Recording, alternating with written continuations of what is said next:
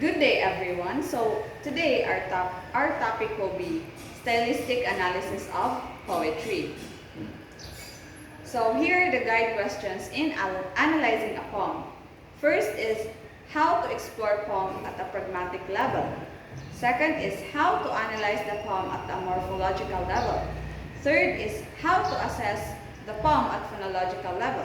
And the last is how to evaluate the language devices that has been integrated in the poem.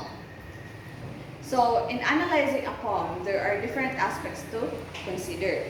So there are 6 aspects in analyzing a poem. First is pragmatical level, second is tone, third is imagery, fourth is voice, fifth is phonological level, and sixth is morphological level.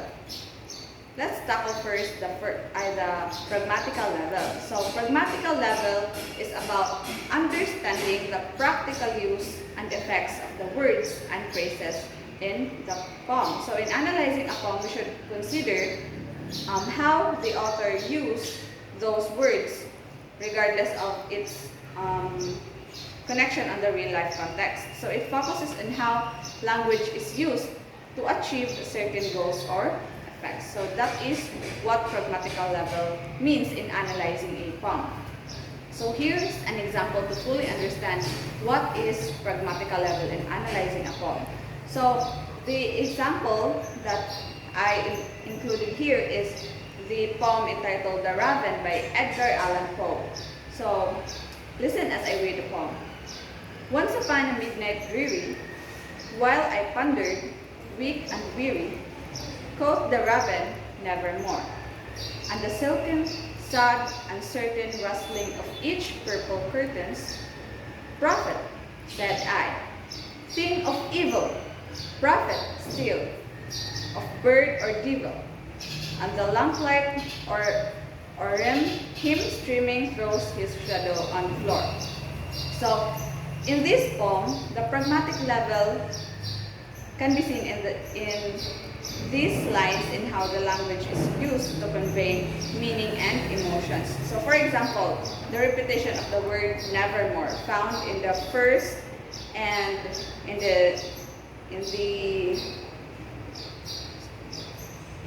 first and the second line, where it serves as a pragmatic purpose, emphasizing the speaker's anguish and despair. So the choice of words and phrases such as weak and weary, which is found in the first line, it emphasizes sad and having a deep and emotional impact in the poem also, and also the words silken, sad, and uncertain rustling. So these words were used by the author to show his or her emotional impact on the poem. So the pragmatical level in these lines enhances the overall communication of the speaker's state of mind while writing it, and the eerie atmosphere of the poem.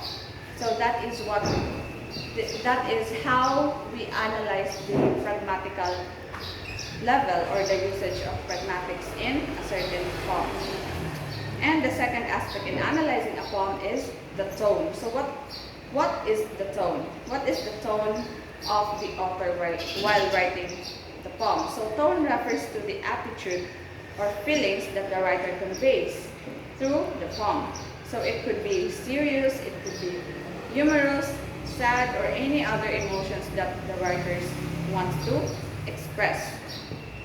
So here's an example. It's the same poem that we referred previously. So in the poem The Raven by Edgar Allan Poe, the tone of these lines is melancholic, mysterious, and foreboding. The opening lines sets a somber tone with a description of midnight dreary. So once upon a midnight dreary, while I pondered, weak and weary. So it creates a darkness, a sense of darkness and introspection, which is shown in the first line. So the raven's repeated utterance of nevermore contributes to the tone of despair and hopelessness. So the imagery of the silken, sad, and uncertain rustling. It adds to the eerie and unsettling tone of the poem. So overall, the tone of these lines conveys a mood of melancholy and impending doom. So the overall tone of the poem is, it shows sadness and despair, for it is what the author feels while writing it.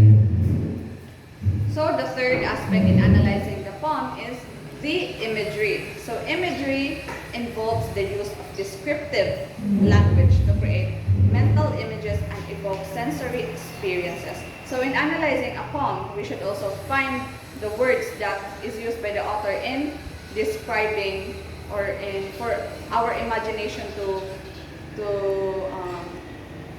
awaken our imagination while reading the poem. So this way it helps us, or it helps the reader, visualize and feel what the poet is expressing by awakening our imagination. So there are 5 types of imagery in analyzing a poem. First is visual imagery. So visual imagery is the descriptions that appeal to the sense of sight or visual. It creates in creating mental images through vivid visual detail. So in some poems, or most of the poems, the authors usually use these types of imagery in conveying his or her emotions or expression by using visualized descriptions of what he or she feels. And the second is auditory imagery. Auditory imagery are languages that evokes sounds and auditory sensations. It allows the readers to hear the poem. So by using those words, words that evokes sounds or auditory sensations, we readers can also hear, like just by reading the poem, we can hear what the author wants us to feel or imagine by just reading the poem. And the third is olfactory imagery. So olfactory imagery is the descriptions related to the smell and sense,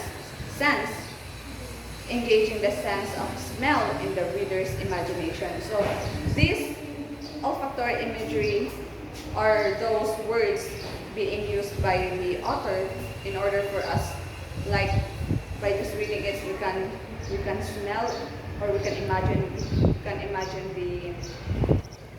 this sense in reading the poem. So, and the fourth imagery is gustatory imagery. So gustatory, these words describes the taste and flavors, stimulating the reader's sense of taste. So these words describes the taste and flavors of if the author wants to convey to its reader. So the author also uses these words in order for us to, like, by just reading it, we can know what's the taste, or since we're talking about gustatory, so, or what's the taste of what the writer experiences while eating something. So that's gustatory imagery. And the last is tactile imagery. So these are words that evokes the sense of touch. Since we're talking about tactile, it evokes the sense of touch. It allows the readers to feel by just reading the poem. So those are the types of imagery. Now let's move forward to its example. So here's the same poem written by Edgar Allan Poe. So the imagery in these lines is vivid and evocative, painting a visual picture for the reader. So the description of the silken, sad, uncertain rustling of the purple curtain. So it creates a visual imagery for us to imagine that there's a uncertain rustling of each purple curtain. So it creates a sensory experience invoking the sound and texture of the curtains moving. So the image of Raven's shadow cast on the floor by the lamplight adds visual element to the scene. It enhances the eerie atmosphere of the poem, and the use of imagery in these lines enriches the reader's imagination and deepens the emotional impact of the text. So the poem of Edgar Allan Poe is full of imagery. He uses so many types of imagery in this poem, and it's, as we can see, it is written in a very creative way. And the next aspects will be reported by Miss Kadini. That's all. Thank you.